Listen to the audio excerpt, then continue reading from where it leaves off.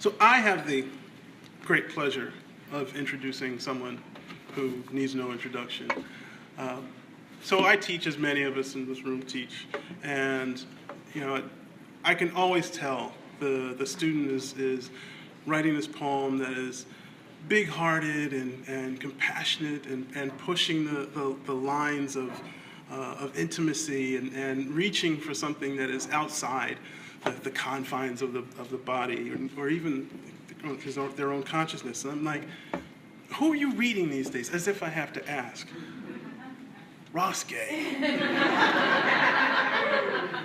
If I had a nickel for every student like me who honors and respects and admires Ross Gay, we'd all be rich. Yeah. Ross Gay.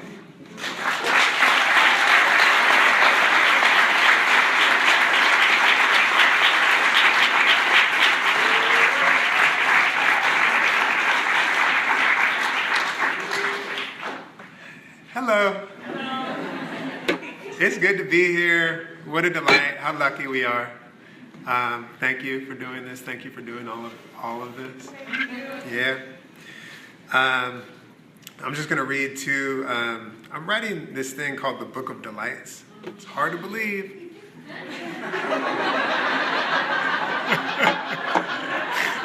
Shocker. Bugs, this first one's about you. Can I read it? It makes fun of you a little bit. Okay. No, but it's in a good way. It's totally in a good way. It's called Nicknames. They're dated. A lot of these are dated. December 7th, 2016.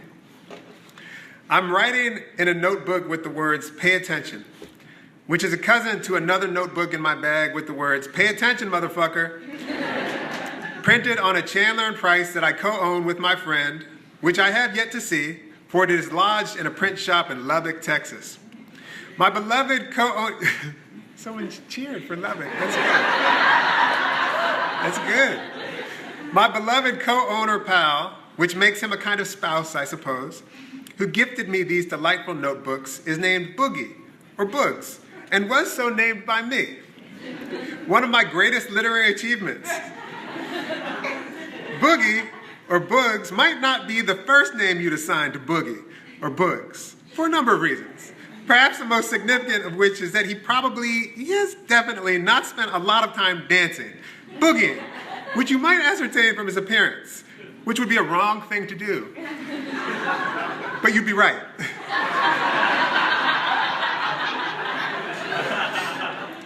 This is one of the reasons Boogie, or Bugs, is such a great nickname. It's a kind of curveball that has, with much repetition, become utterly natural. And his Christian name, Curtis, has come to seem awkward and clunky. Kind of Lutheran, kind of curt. It's a clothesline of a name, really. Curtis is, the football kind. Another reason I love this nickname, and have now come to love how much I love this nickname, is because Boogie doesn't know that every time I say his name, I am also invoking the great and similarly nicknamed El Boogie, or Lauryn Hill, whom I am guessing, wrongly, probably rightly, Boogie has never boogied to. Boogie calls me salpicon, which he tells me means sizzle, which I think fits pretty good. Though it would be a safe assumption, given my own delight, that the nickname salpicon might afford Boogie some similarly pleasurable ironic association, which I do not need to know about. I've shortened my nickname to Picon, whatever that means. Anyway, I love nicknames. They delight me. I'm a bit of a nickname magnet. There are evidently people from whom nicknames are repelled like projectiles from Luke Cage's skin. Teflon to fried eggs. My friend Pat is one, though the simple Spanishification of his name, Patricio, time to time, among some of us, is one that has endured, sort of, time to time. Drop the pa, and it's a nice name, Tricio. One that, in a generation or two, might become something associated incorrectly and beautifully, and so correctly, with something arboreal. How delightful is that? Like I said, I'm a bit of a nickname magnet and have been assigned the following aliases: Bizquick, Biz, Raheem the compassionate, Beef, Beefy, Big Man, Biggs, Biggie, Big Little Big, Big Papa, the Big Gay, Rawski, Bones, Baby Boy, Baby Gay, the Baby, Booger, Beast, Saucy Sauce, Sauce Sauce, Saucy Pants, Dr. Sauce, Dr. Hot Sauce, Ross the Boss, the King of Applesauce, Snozzer, Six, Unky, Daddy, and several others too lewd or private to share.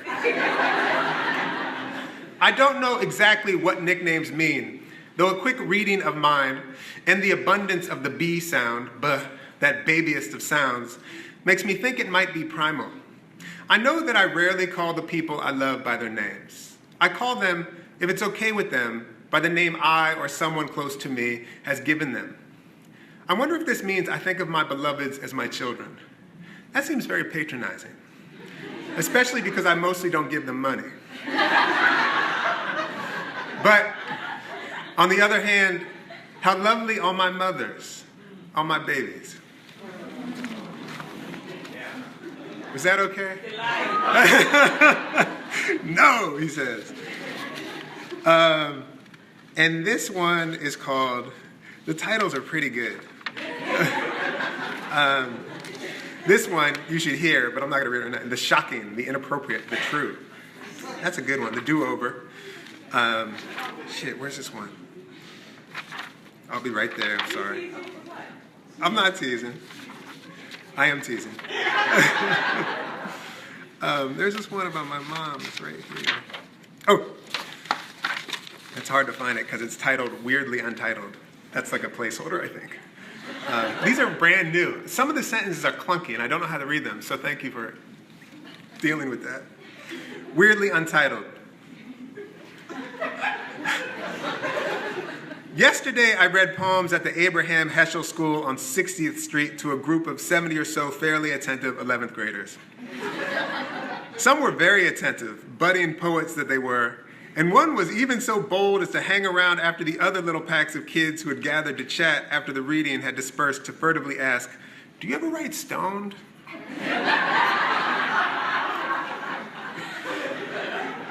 Which I don't, though in no way discouraged a child from doing, which I worried about for about 1 or 2 seconds as I was leaving the school, walking down 60th Street toward Columbus Circle in a windstorm, hoping I didn't condemn that child to a life of sorrow. My favorite of the stragglers, go figure, was the little light-skinned Afro child with an Africa pendant, straight out of a Multiculti Public Enemy video. Better yet, straight out of a Jungle Brothers or De La Soul video. He was so De La. He also had a little Black Panthers pin somewhere on his sweatshirt. He could have been me, with my Ethiopia pin in 1989 affixed to my collar and the metal African pendant which, in Levittown, Pennsylvania, was as much as a fly in the buttermilk move as this child's here at Heschel School, but not at all, given as Heschel marched with King, given as we were in Manhattan, given the long, if complicated, political companionship between blacks and Jews. And Levittown was built as an exclusionary community, as a segregated community, about 20 miles north of Philadelphia, conceived of almost in anticipation of Brown v. Board of Education, the inauguration of an era of great racist innovation, turns out. My brother's first house in Lemoyne, Pennsylvania, had a clause in the title which prohibited it from being sold to a colored person, which he is, and he seemed to enjoy at least a little bit the soiling, the filthing his body in that space was, the filthing the little squadron of filth he calls his family is. Or maybe I enjoyed the filthing.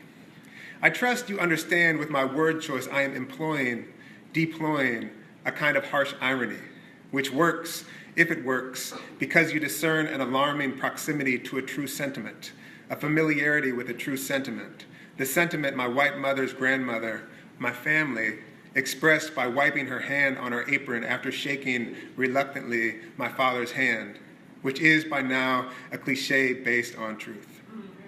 A truth that occurred, among other places, in Burndale, Minnesota in 1971. As my mother gets older, and in very particular moments of openness, she has begun sharing more of her early life with my father. The family stuff, the this apartment is no longer available stuff, the you have doomed your children, they will be fucked in the head stuff. It is no special doom they have inflicted upon us, turns out. Neither is our head fuck especially special. The other night, driving my mom home from the movie Loving, which she kind of loved and I kind of didn't. I mean, I love the Supreme Case Court, though. Just the movie I thought was two-dimensional and a reinscription of hetero boringness.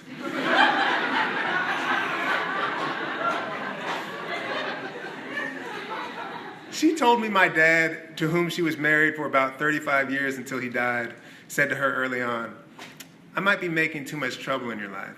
Maybe we shouldn't do this." But, you know, they did.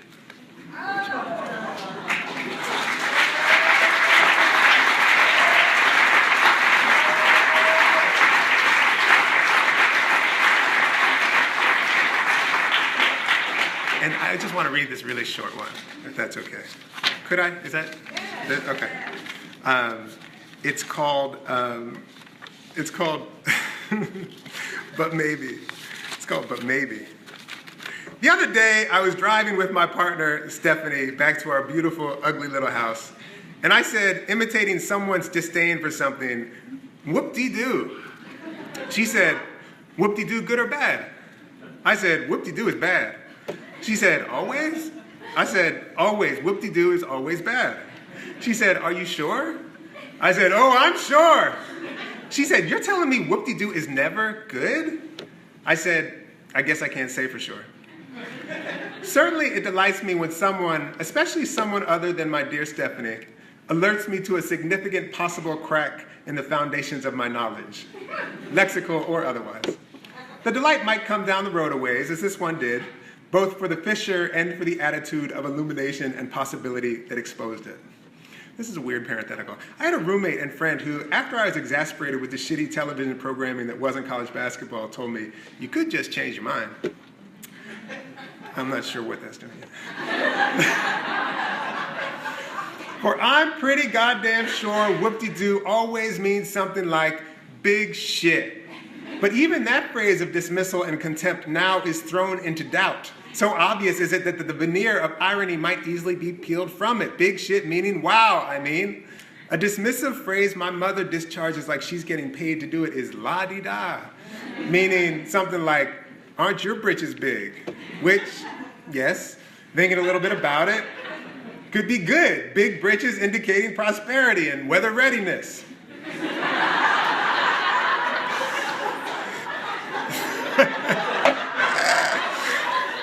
Not to mention the Slick Rick and Dougie Fresh song, which every day in the 6th grade we sang, Antonio making the beat on the green vinyl seats, his little brother Mike next to him, me and Maurice and Kamara nearby, all singing or screaming, driving the driver surely crazy, la-di-da-di, all the big shit 12-year-olds conducting all the little squirts in their big britches, la-di-da-di, whoop-de-doo. It was delightful.